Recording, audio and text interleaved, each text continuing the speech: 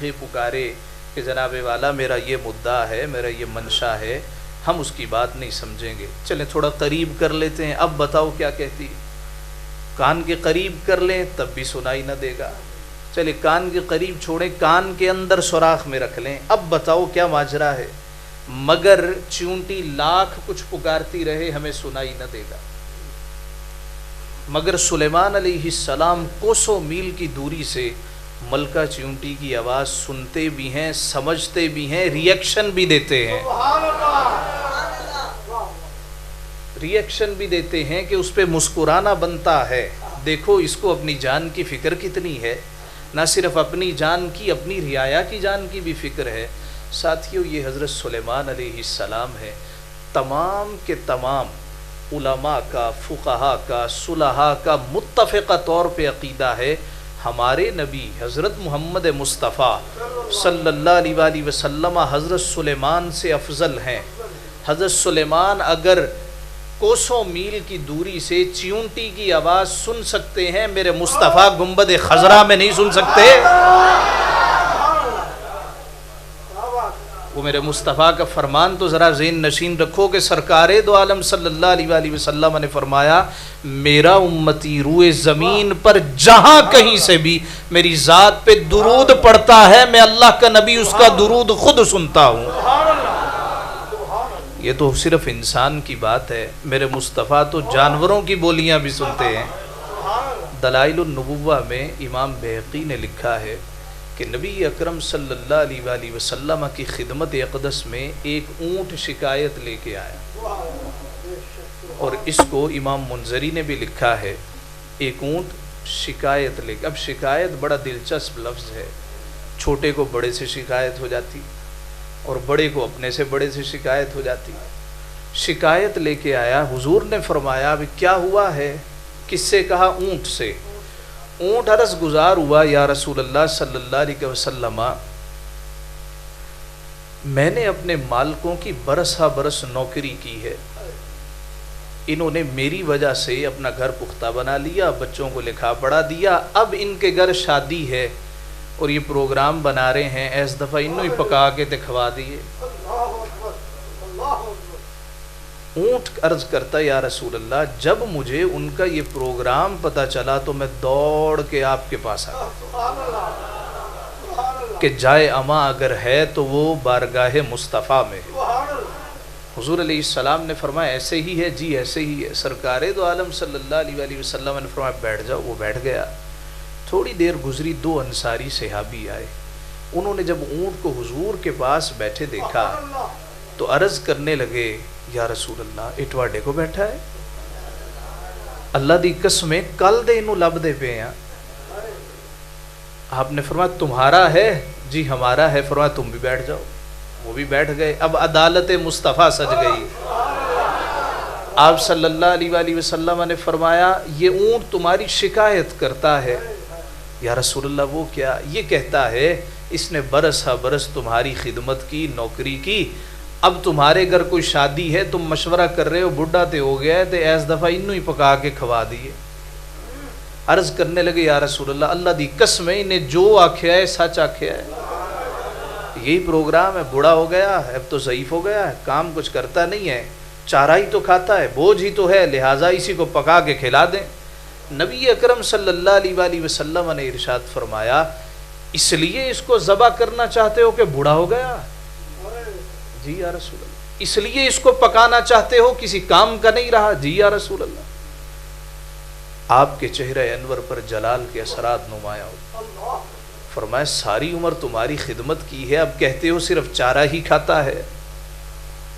کہ ہم بھی ایسے ہی نہیں کرتے ابا جی، اب تو آپ بوڑھے ہو گئے، اب تو آپ ضعیف ہو گئے، اب آپ کام کے تو رہے نہیں ہیں، لہٰذا کنڈی ذرا زور سے بند کر لیجیے، ہم ذرا سیر سپاٹے پہ جا رہے ہیں۔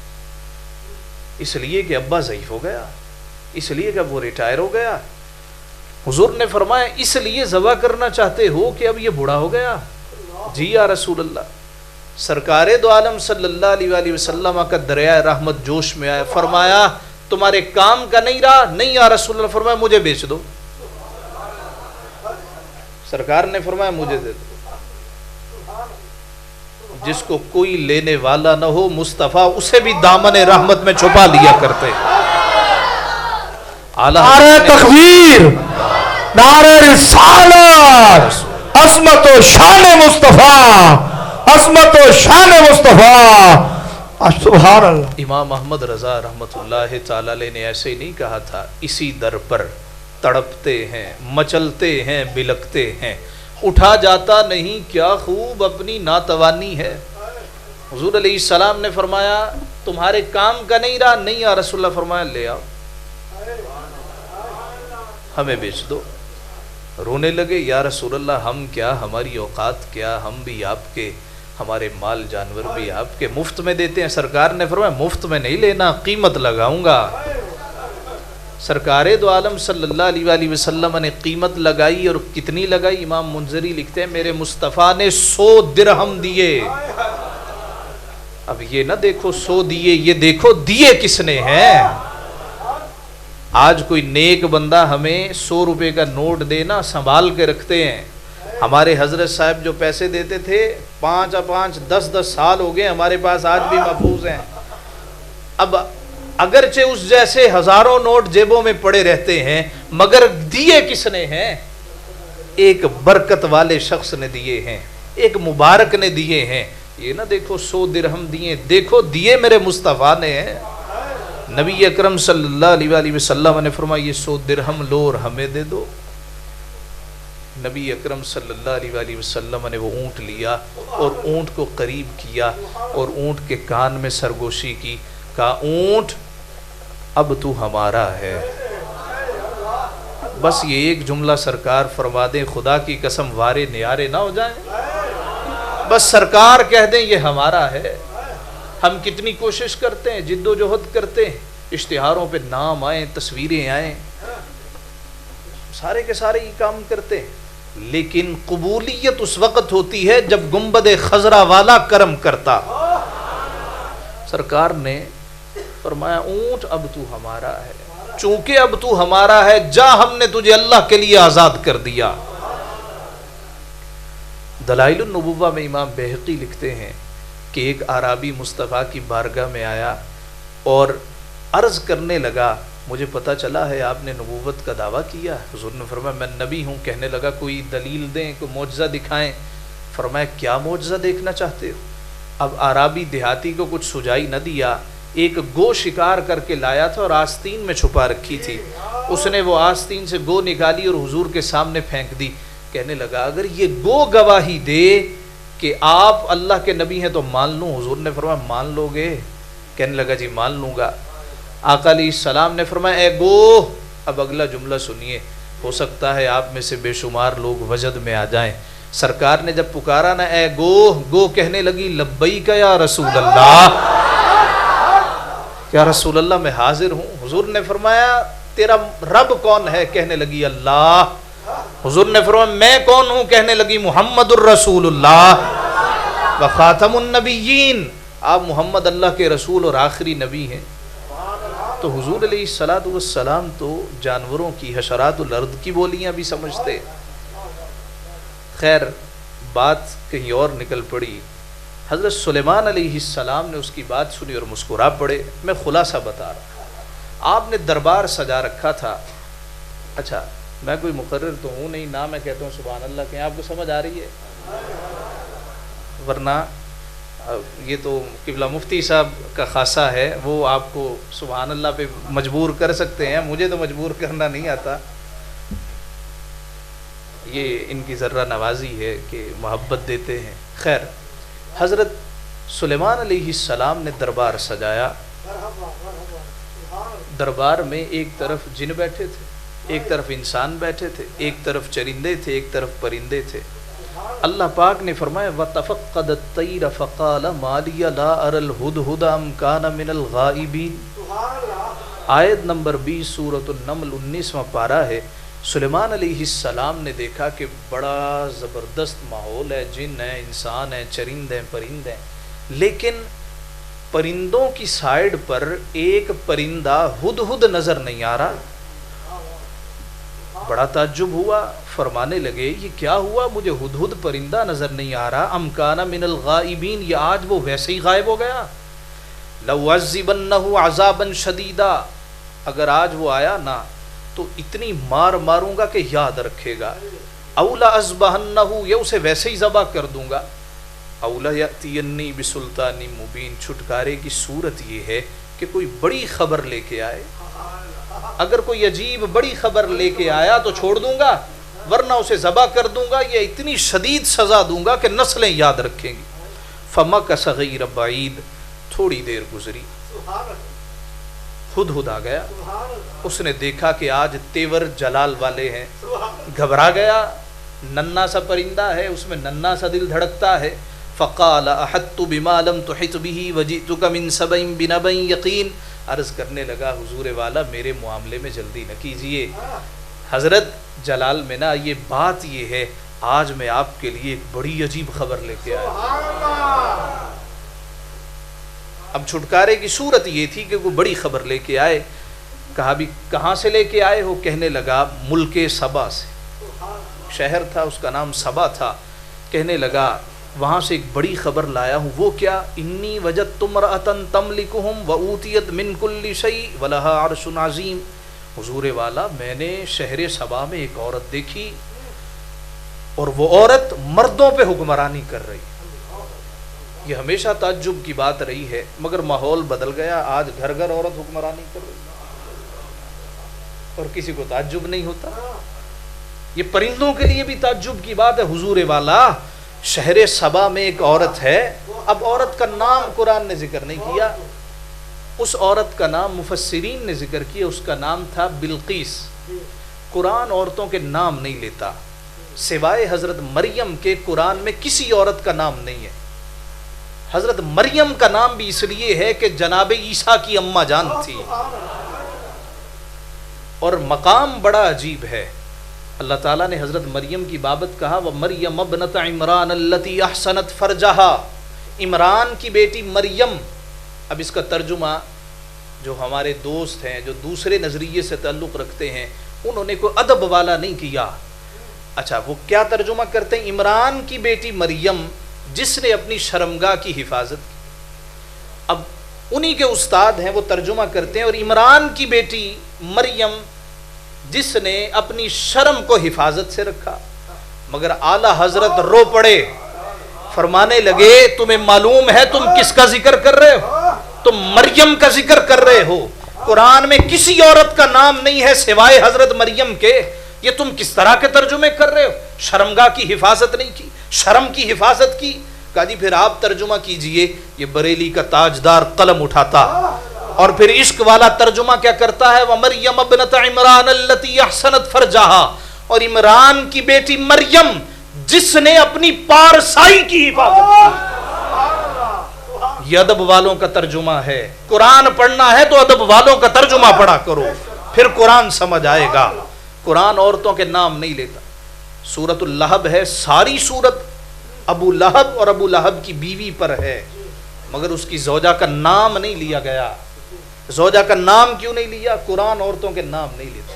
और इसमें हमें सबक देता है, ए मेरे बंदो, ए मेरे महबूब के उम्मतियों, तुम कुरान का उसलूब देखो। मैं परवरदिगारे आलम कुरान में औरतों के नाम नहीं लेता, तुम अपनी मजलिसों में औरतों का नाम क्यों लेते हो?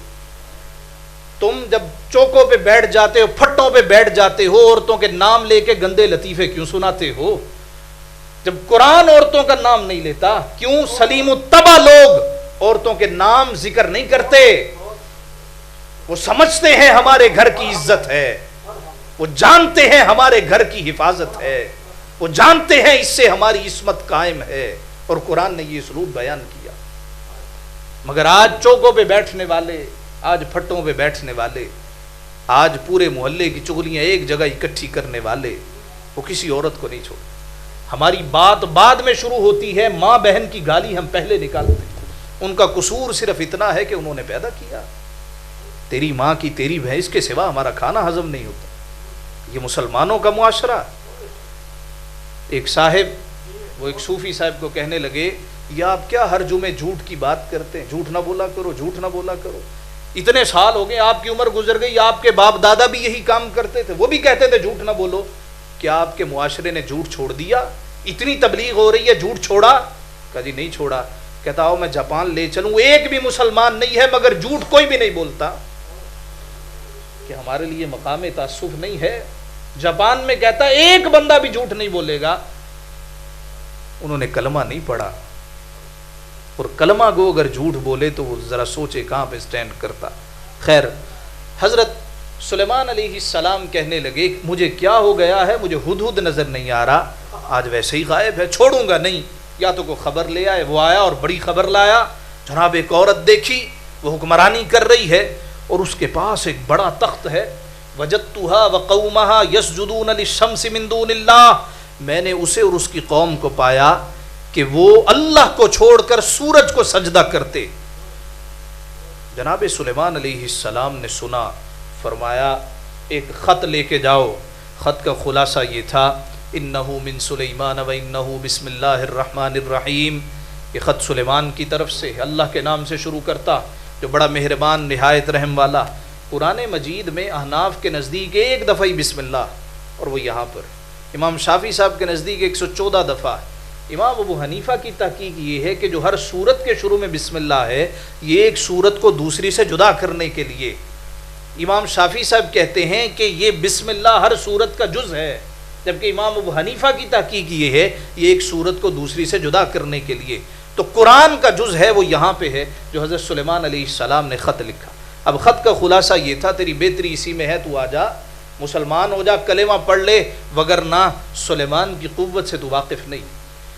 اب اس نے اپنے مشیر بلا لیے اور مشیروں سے کہنے لگی یہ مجھے خط آیا، تم بتاؤ کیا کرنا۔ اب مشیر آپ کو معلوم ہے خوش آمدی ہوتے، وہ کہنے لگے جناب والا فکر کی ضرورت ہی نہیں، آپ ہماری سردار ہیں، ملکہ ہیں، حکم کریں جانیں قربان کر دیتے ہیں۔ اب مشیر ہی لڑانے والے ہوتے۔ ایک مرتبہ مولا علی سے کسی نے پوچھا آپ سے پیش رو جناب ابو بکر اور عمر کے زمانے میں تو یہ جنگیں نہ ہوئیں، آپ کا زمانہ آپ کا دور شروع ہوا تو جنگیں شروع ہو گئیں۔ مولا علی کا جواب سنیے اور حرز جاں بنائیے۔ مولا علی کہنے لگے میرے زمانے میں جنگیں اس وجہ سے ہو رہی ہیں کہ مجھ سے جو پہلے تھے ان کے مشیر تھے مجھ جیسے، اور میرے مشیر ہیں تم جیسے۔ جب مشیر تم جیسے ہوں گے جنگیں نہیں ہوں گی تو کیا ہوگا؟ تم لڑائیوں پہ ابھارتے ہو، تم صلح کی کوشش نہیں کرتے۔ تو وہ کہنے لگے جناب آپ فکر ہی نہ کریں، اللہ نے ذکر کیا، فرمایا۔ وہ کہنے لگی قالت بولی یا ایھا الملأ افتونی فی امری، اے میرے مشیرو مجھے فتویٰ دو اس معاملے میں، بتاؤ کیا کریں۔ وہ کہنے لگے کہ ہم بڑی قوت والے ہیں، طاقت والے ہیں۔ اب تھی وہ سیانی، قالت ان الملوک اذا دخلوا قریۃ افسدوها، کہنے لگی بات تمہاری ٹھیک ہے، لڑائی کرنے کو کر لیں، لیکن بادشاہوں کی عادت ہوتی ہے جب کسی ملک میں داخل ہوتے ہیں نا تو دنگا فساد بڑا ہوتا ہے۔ وَجَعَلُوا أَعِزَّةَ أَهْلِهَا أَذِلَّةً، اور وہاں کے رہنے والے عزت دار ہوں ذلیل و رسوا کر دیے جاتے۔ وَكَذَلِكَ يَفْعَلُونَ، اور ایسے ہی کرتے ہیں، میں اس طرح کرتی ہوں، انہیں کچھ ہدیے بھیجتی ہوں، اگر تو ہدیے قبول کر لیے تو سمجھوں گی کہ بھئی معاملہ یہیں رفع دفع ہو جائے، لیکن اگر اللہ کے سچے نبی ہوئے تو ہدیہ قبول نہیں کریں گے، وہ جان لیں گے یہ تو رشوت ہو رہی ہے۔ اس طرح سرکار کے امتی، ان سے کہا جائے نا جناب والا یہ لے لیں اور یہ کام کر دیں، کچھ سچا ہو وہ کیا کہتا ہے، تختے سکندری پر وہ تھوکتے نہیں ہیں، بستر لگا ہوا ہے جن کا تیری گلی میں۔ سلیمان علیہ السلام کو اس نے تحائف بھیجے، اب ہدہد بھی ساتھ تھا، خط یہی لے کے آیا تھا۔ جب قریب پہنچے حضرت سلیمان علیہ السلام نے اپنے درباریوں سے کہا کہ ملکہ آ رہی ہے، اس کے بیٹھنے کا بھی کوئی انتظام ہونا چاہیے۔ اسلام کا اصول ہے کہ آدمی سے اس کے مرتبے کے مطابق سلوک کرنا چاہیے، اللہ جس کو عزت دے اس کی عزت کرنی چاہیے۔ حضرت سلیمان علیہ السلام کہنے لگے اس کا تخت کون ہے جو لے کے آئے؟ اب یہاں پر میں نے آپ کو لے کے آنا تھا، یہ ساری تمہید باندھی ہے، قصہ ہے حضرت غوث اعظم کا۔ یہ ساری بات پچھلی سمجھ آئی، جس کو نہیں آئی وہ بے شک تقریر کے بعد کھڑا ہو کے پوچھ سکتا ہے جناب یہ بات کہی تھی وہ سمجھ نہیں۔ جناب سلیمان علیہ السلام نے اپنے درباریوں سے کہا کہ وہ آ رہی ہے اور قریب آن پہنچی ہے، اس کے بیٹھنے کا انتظام کیا کرنا ہے۔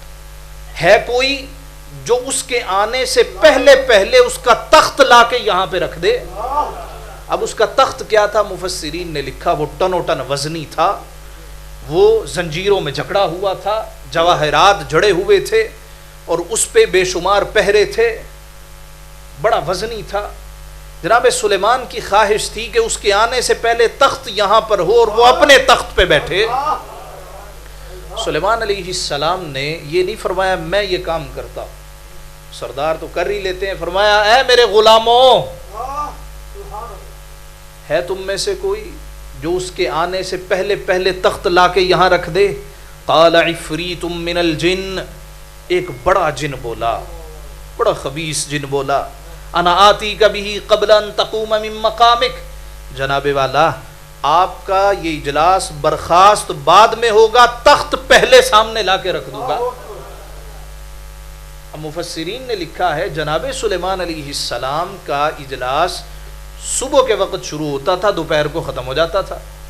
کہنے لگا جی کوسوں میل کی دوری ہے، ٹنو ٹن وزنی ہے، بڑی مشکل ہے، انی علیہ لقوی امین، لیکن آپ کا دربار برخاست ہونے سے پہلے پہلے تخت سامنے ہوگا۔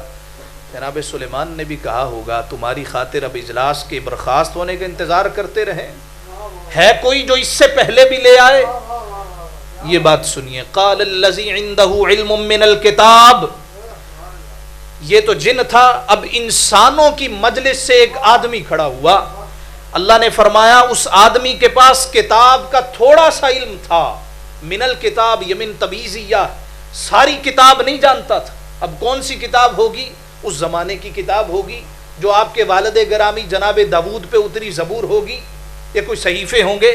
اللہ نے فرمایا جب جن کو رد کر دیا گیا، جناب سلیمان کہنے لگے ہے کوئی جو اس سے پہلے بھی لا دے؟